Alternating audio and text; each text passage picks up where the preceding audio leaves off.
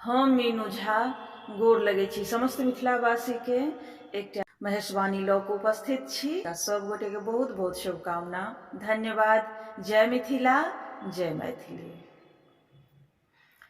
फूल लोढ़ गेली गौरी माली फूल बारे, फूल लोढ़ गेले गौरे माले फूल बारे, बस हा चढ़ल सेब आए गे माए, बस हा चढ़ल सेब आए गे माए, खोइछा भरे लोढ़ल चंगेरा भरे लोढ़ल, खोइछा भरे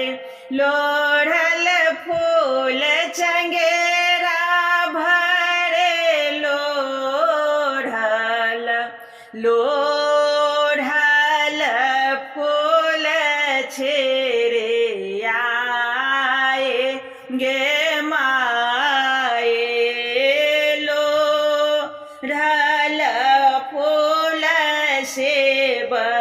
देलन छेरे आए, कानैत खेजैत गौरे आमा लग आए, कानैत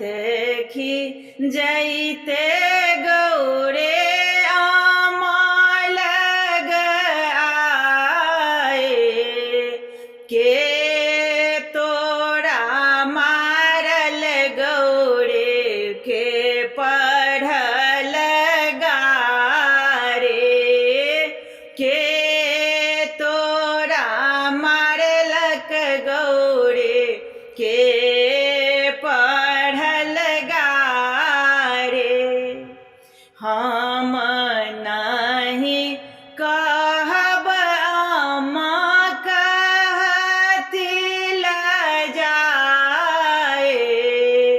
हम नहीं कहब आमा कहती लजाए,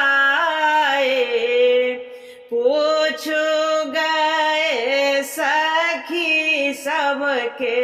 कहत बुझाए, पूछू गए सखी सबके कहते